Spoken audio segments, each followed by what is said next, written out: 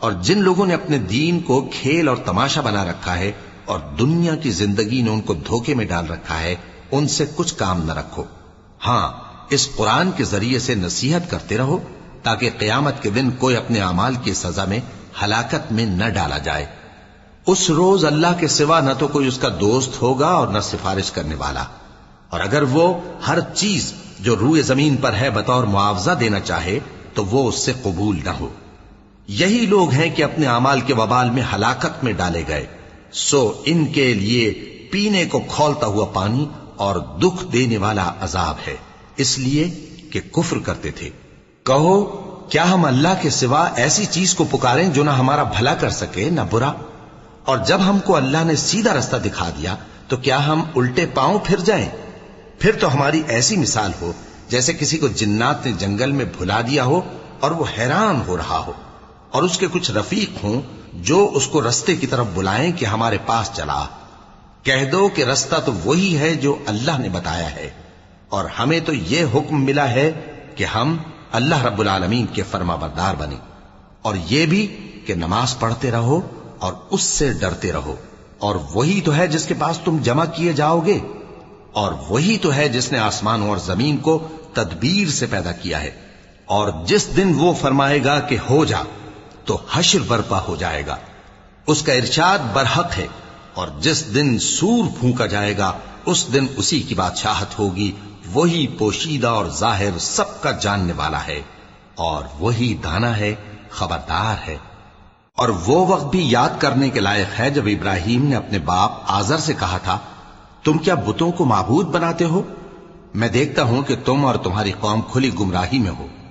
اور ہم اس طرح ابراہیم کو آسمانوں اور زمین کے عجائبات دکھانے لگے تاکہ وہ خوب یقین کرنے والوں میں ہو جائیں۔ یعنی جب رات نے ان کو پردہ تاریکی سے ڈھانپ لیا تو آسمان میں ایک ستارہ نظر پڑا، کہنے لگے یہ میرا پروردگار ہے۔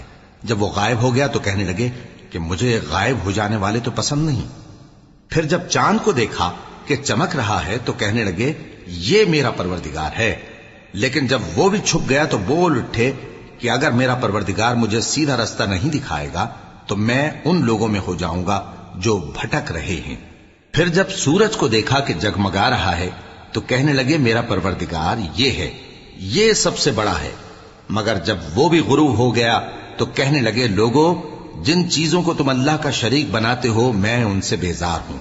میں نے سب سے یکسو ہو کر اپنے آپ کو اسی ذات کی طرف متوجہ کیا جس نے آسمانوں اور زمین کو پیدا کیا ہے، اور میں مشرکوں میں سے نہیں ہوں۔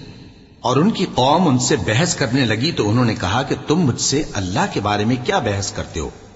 اس نے تو مجھے سیدھا رستہ دکھا دیا ہے، اور جن چیزوں کو تم اس کا شریک بناتے ہو میں ان سے نہیں ڈرتا، ہاں جو میرا پروردگار کچھ چاہے۔ میرا پروردگار اپنے علم سے ہر چیز کا احاطہ کیے ہوئے ہے۔ کیا تم خیال نہیں کرتے؟